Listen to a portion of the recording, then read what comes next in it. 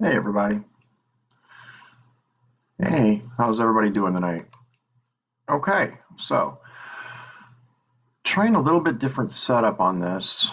I hope it comes through okay. Looks like my background might get a little lost up there. Um, those of you who've seen it already know what it is, but today I figured we'd talk about something besides the same old stuff going on in the news. Let's talk about our favorite books and movies. Um, it's been a while since I read a book recently, but probably my favorite books from childhood. One of them was called Magic Kingdom for Sale, sold by Terry Brooks, and that probably was one of the most influential books I read. If you've read it, you know what I'm talking about. It has uh, it was a really good book. If you know about it, let me know.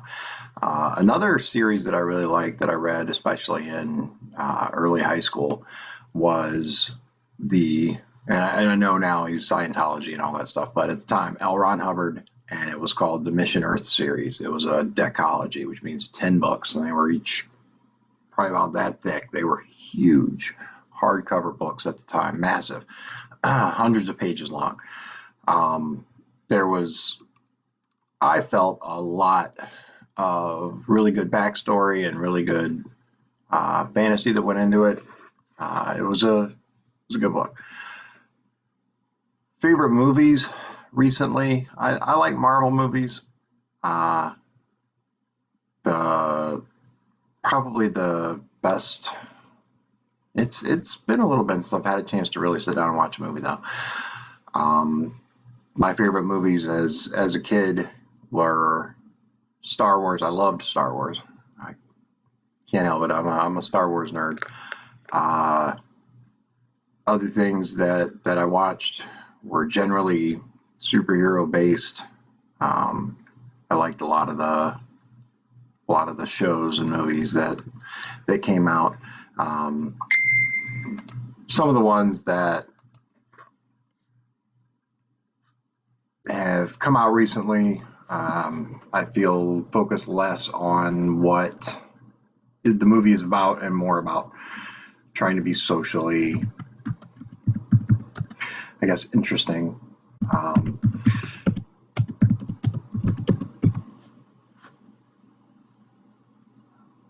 Movies, that's probably about it. One of the things that I used to spend a lot of my time doing, haven't really that much, except for I play with my kids, but is gaming, and Fallout 4 was a big one.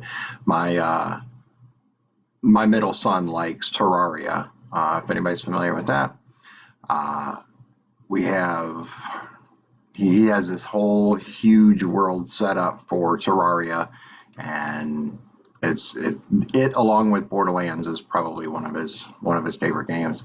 For some reason, this video quality doesn't seem as high as the last one I did. I don't know why that is. Um, I'm gonna try to see if I can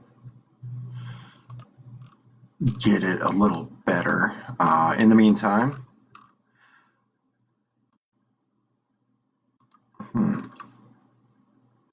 I don't know why it's doing it like this. Anyway, I'm trying the new Facebook setup. I'm thinking maybe I should have left it alone. But one of the things that I wanted to talk about today is how you're passing the time. Let me know in the comments on the video when you get a chance to watch it. I'm gonna keep it not too ridiculously long tonight. I know the first couple that I did were over an hour long, and who wants to listen to me ramble that long, right? Uh, if you are in a series or movies that you really like lately, your whatever books you're reading. Donovan, my middle son, he like I said, he's playing Terraria, he's playing Borderlands. Uh, Two though, he's got a lot more progress from Borderlands 2. He has Borderlands 3. He likes Borderlands 2 better. I personally like 3 better, so we will play Borderlands 2. I'll play with him, but when I do get a chance to play myself, I tend to play 3 instead, just because I like the travel, the fast travel to anywhere on Borderlands 3. Moving on from video games. Speaking of video games, though, before we move on, I have my video guy Manuel. He's working on something that I think is going to be really fun to laugh at. I don't want to give too much away. I think it's going to be really amusing though if he gets a chance to do it. I'm not trying to put any pressure on him or anything. I just think it'll be entertaining. Uh, so how has life changed for you? Obviously, with the campaign thing, a lot of things have changed. Knocking on doors is not really the best option at this point, even though I'd like to. I'd like to get out there and meet all of you face to face, knock on your door, introduce myself, tell you who I am and what I'm about. But obviously, that's a really bad idea. All the debates, all the forums have been canceled. So I have to figure out something else. One of the ways I'm doing that is I'm going to do this every night at 7 p.m., even if you guys have other things to do. Maybe you can watch it later. I'd like to hear from you. I'd like to hear what you're concerned about. Um, what's on your mind? I can sit here all day and tell you what I think and what my views are, and I will. I'll be introducing videos dedicated to certain um, subjects coming up. I'll be outlining my platforms, outlining my beliefs, but I'd also like to hear from you as first district voters. What's most important to you? I don't want to focus exclusively on politics. I think we get enough of that from the news right now. Um, I'm more than happy to share what my views are and what my stance is on certain things. But every time you turn it on now, that's all that's on there is stuff to do with what's going on right now, the quarantine, for lack of a better word, the politicians involved in these decisions, and help for us if that's going to happen. Uh, there's a lot of partisanship going on. I could talk for hours about that, but let's focus on other things for a few minutes at least. Um, my my wife works from home primarily anyway, but now that the kids are home from school, it's been interesting on a day-to-day basis watching her interact with the kids and have to change her schedules a little bit. And I know, God forbid, your kids are home, right? Personally, I like it. I'm glad they're home. They get the e-learning done, and I get a chance to spend some time with them more than I normally would. Hang out with them. Like I said, we play some video games, talk about what's going on.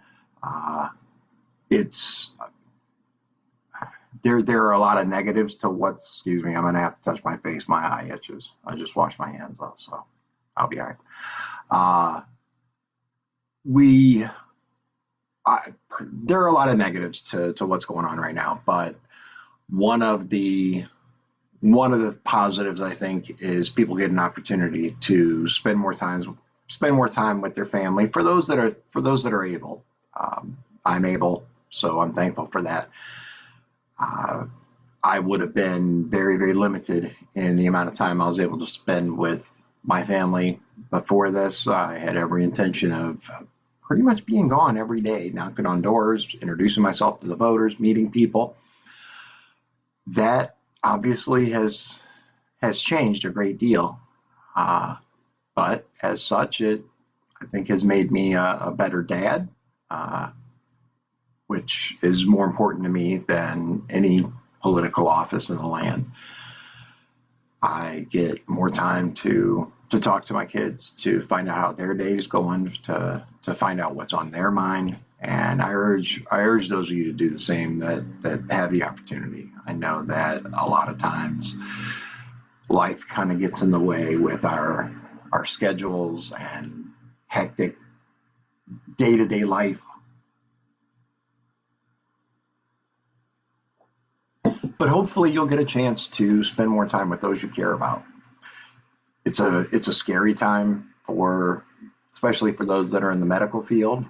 Those are on the front lines in our hospitals and EMTs and firefighters. A lot of people that most people don't normally think about are worried, and my heart goes out to them and their families. They certainly don't have any time off.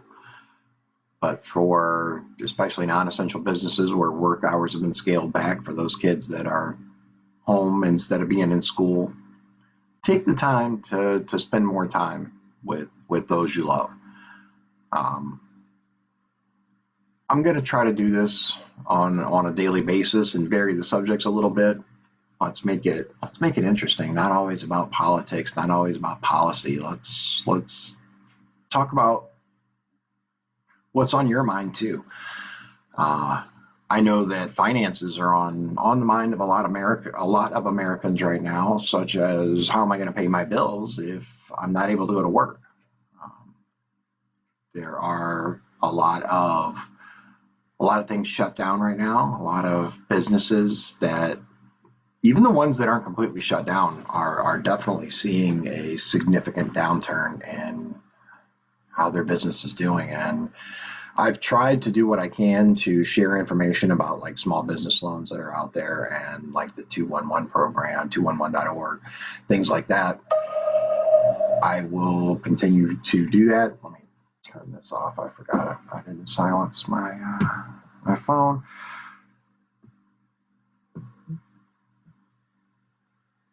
I think that I like I said, I try to share the information that I can for that stuff. If it helps even one person, then I'm happy with that. You may get more information about the virus and the spread from other people. I try to keep us informed on that, but there's plenty of that information out there. I don't feel like you need to see it every time you turn on your Facebook feed or your Twitter or whatever. If you want to look that information up, trust me, there's no shortage of that. If anyone has anything that they would really like to talk about, that they'd really like to hear my position on, or just have a discussion, let me know. I am very flexible in what these are going to be about. I have some good ideas for some stuff coming up that I think will be entertaining as well as informative. One thing that I'm going to talk about today is I moved up here to Michigan City, Indiana at about 10 years old. We moved up to live with my grandparents at the time, who they lived in Trail Creek and did for about 30 years. I attended the schools here. One thing that struck me when I first got up here, first of all, I took a lot of heat for my accent. I had a very strong accent when I first moved up here. I don't anymore, obviously. But at the time, it took a while of actively trying to suppress it and fight it. But I was finally able to get rid of it. Now, one thing that my wife does remark is we went down to Houma, which is the town in Louisiana that I was born, city more. It's actually 60 miles south of New Orleans. For those of you who don't think there's anything south of New Orleans, there is. It's southwest of New Orleans, but there is still plenty of things directly south of New Orleans. But when we went down there to visit, it didn't take very long of me being around my family and other people for me to start to pick up the accent again. And my wife was like, "Okay, you got to stop. That's not gonna happen. Nah." So if exposed to it, it tends to come right back and be like, "Hey, remember me?" That said, one thing that I was struck by when I moved up here was the very big difference in the way that various things were taught. and I'm not talking about math, mainly history. One thing that was covered far more extensively in school in Louisiana, especially the same grade, third grade, fourth grade, when I came up here, is that the Revolutionary War, for example, was covered in great detail in Louisiana.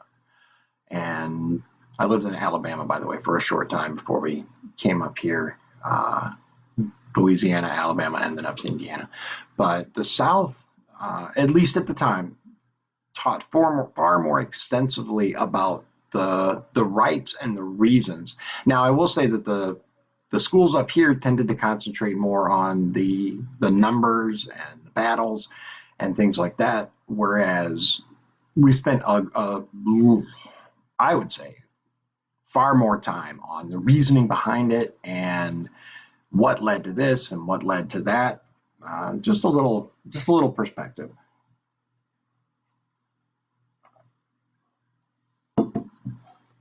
Another thing is, so I think one good thing to talk about is Indiana State Prison and prison privatization. I'm going to give you my perspective on that and why I believe that so many of those in favor of privatization are. I am not in favor of prison privatization, and I'll explain why. I believe that people who are in favor of prison privatization, I think they just look at the numbers. They look at the numbers and they say, "Wow, we can save a lot of money." It's the same thing. Either way, people are still, watching the offenders, inmates, whatever you want to call them. The most recent term was offender, so we're going to use that. Uh, People are still watching the offenders. They're still taking care of them. They're still. It's simply a holding facility, so that's all that matters, right? Is these people being held in a secure environment until they're able to be released once they've served their sentence. Well, yes and no. There are a few things that I believe is critical to keep in mind when we're talking about a prison system. Number one, what's the reason? What's the reason that these people have been incarcerated?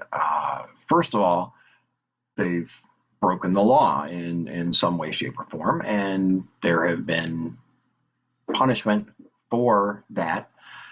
So, what are we doing with them? Now, in our current system, we tend to lock them away until they've served their sentence and then open doors and release them. Now, there are programs in some locations, Indiana State Prison is one of them, where people are able to get a college degree, take college courses, things like that. That's great. I'm actually in favor of that to a degree. However, one thing that I do have a problem with is there doesn't seem to be enough oversight. I think that we need to focus on those people that are actually willing and able to improve their lot in life, that have the desire to change the way that they're going and work towards doing better. Uh, one of those ways is by giving the opportunity to earn college degrees, yes, but we also need to focus a lot more on reentry programs. First of all, why are these people committing crimes in the first place? The number one reason is usually poverty. People don't know what they can do or should do in order to pull themselves up out of poverty. Many of these people come from inner cities. They come from places that are generally have less jobs available than maybe slightly less populated areas. There are generally a lot more jobs available, even crappy jobs, a lot more jobs available in places like uh, Michigan City, for example, than say Hammond, because Hammond has a lot more people. Uh, People say, well, it's got a lot more businesses too, and yeah, but one critical difference between Michigan City and Hammond is Michigan City is actually a very service industry oriented city. Uh, we have a lot of people who come here from Chicago, between here and South Bend. Sorry, another itch. And I'm not quite bald. It's obviously I have a little hair. uh, another key factor in the prison system is how were people brought up? What, and I'm not just talking about at home. I'm talking about in their school, in their environment, everything. It all contributes together. And when you have people that the only way they know how to make money is via a criminal lifestyle, and I use criminal loosely. I'm not talking about hardened criminals where uh, shooting people and robbing people. I'm talking about maybe shoplifting or whatever. It all contributes to the same thing, and it's all just someone's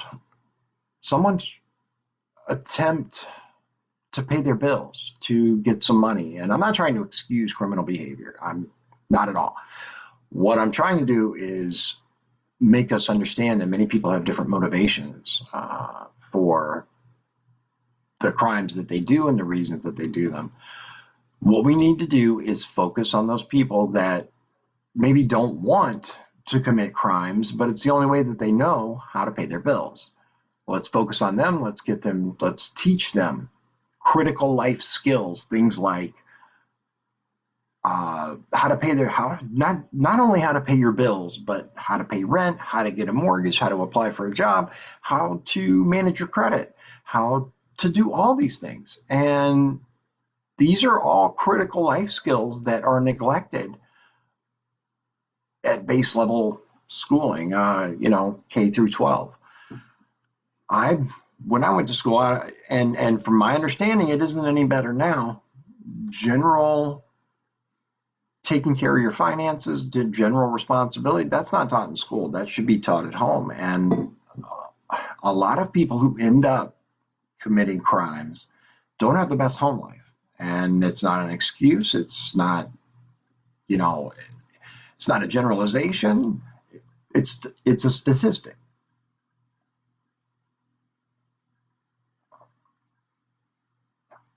So how can we fix it? Well, one thing is back to the privatization. So in Indiana, for example, I can only speak from my own experiences and the research that I've done. In Indiana, prior to privatization of the food system there and the healthcare system there were a lot less incidents um, involving the PDR, the prisoner's dining room. The food that Aramark serves there is not quality. As a matter of fact, my wife took our oldest son, took him there in a tour, and none of the rest of it bothered him that much. You had those offenders who would play along that were like, come here, boy, in order to instill a little fear, kind of the scared straight type of thing. None of that really bothered him. He was okay with all of that. But when we got to the cafeteria and he saw what he would have to eat if he went to prison, he was like, straight and narrow. He was like, I want no part of that.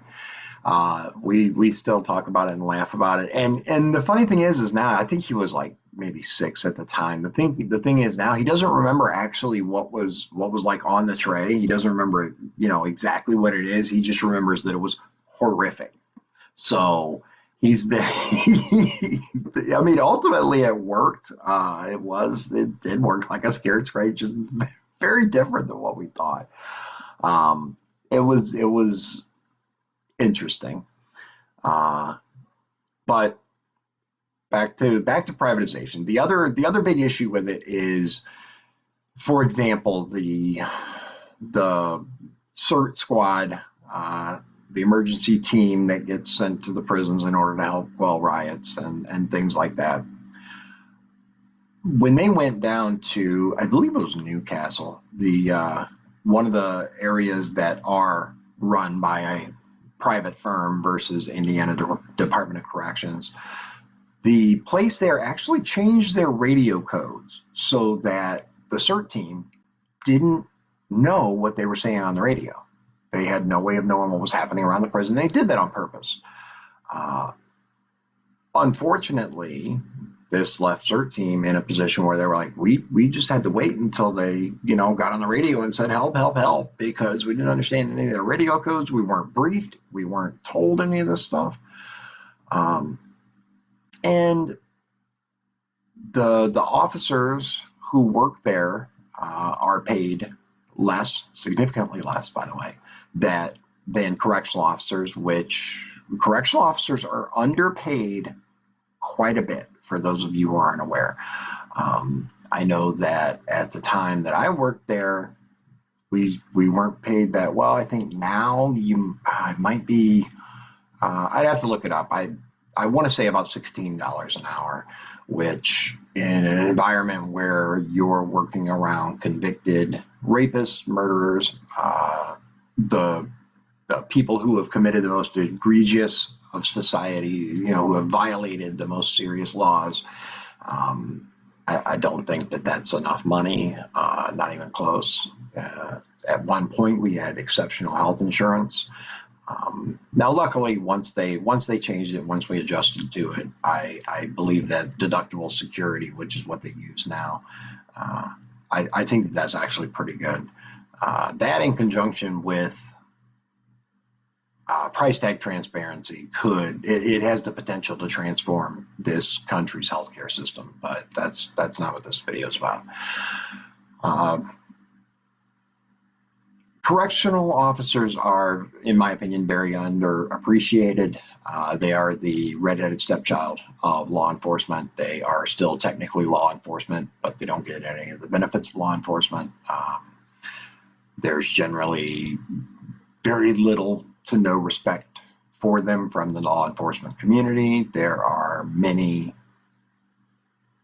downsides to being a correctional officer. There are some good sides. Now, once they played with the rules at the prison and changed it to where you were law enforcement, then you were a public servant, and then you were this.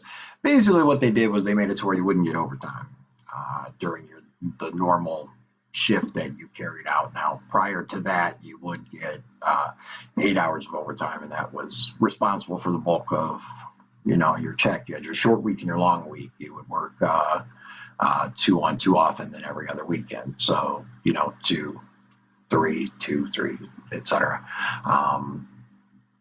You can kind of work it out. So basically, you'd be off every other weekend, which was pretty sweet. I didn't mind that. I liked that portion of the job. You know what? While I'm on that subject, I'm going to talk about how different things have gotten there. At the time that I worked there, one of the best things about working there to me, and my wife agrees, was when you come in, the outside world is locked out. You couldn't get any phone call. Emergencies are different, but you couldn't get any phone calls from harassments, annoying people, any of that, bill collectors, whatever. You couldn't just call the prison and get through and talk to an officer. You didn't have cell phones. You didn't have any of that. All of that stuff had to be left in your car. Well, they are so short-staffed that there is a pilot program in Indiana State Prison. Now, this has been a year or so since I heard about it and actually verified that it existed. But they're actually starting to allow people, because they can't get staff. They're so shorthanded that they actually started a pilot program where because they had so many people coming in for an interview.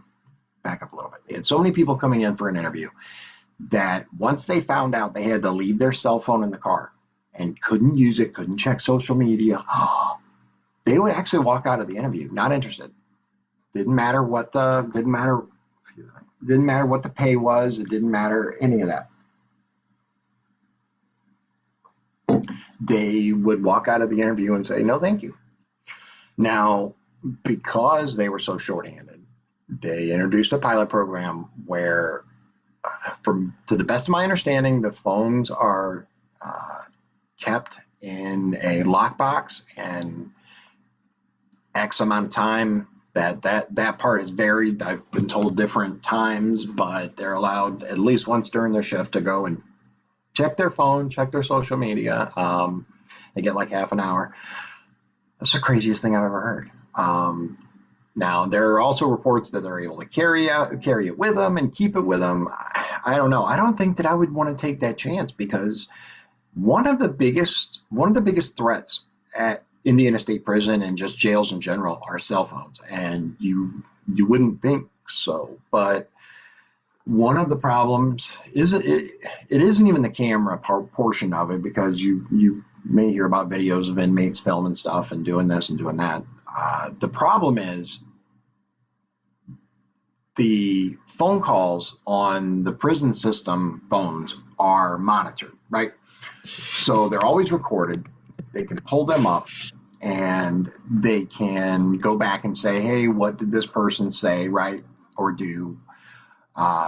With a cell phone, that's not a possibility. None of the communications are monitored. They can actually set up hits and have. They can tell people, hey, I'm going to court tomorrow, come get me at this time. They can have people follow and harass officers. There's a whole host of things that can be done with a cell phone from behind bars. When I first started, I was like, you know, prison phones and all that stuff, commissary, all that stuff is vastly overpriced. So what's the problem? And once I thought about it for a minute, I'm like, oh, okay, yeah, that makes more sense. The first initial reaction for me even was, what's the big deal? It's just a phone. Well, it goes far deeper than that. But I hope you have enjoyed this time as much as I have. And I'm going to start, like I said, I'm going to start doing this every night, 7 p.m., where I'm going to start posting the different subjects that we're going to cover, but I'm going to try to keep the vast majority of them a lot more lighthearted and a lot more interesting than just the normal stuff you're going to see on social media. Oh no, we're all so miserable. The economy's tanking, this, that, and the other.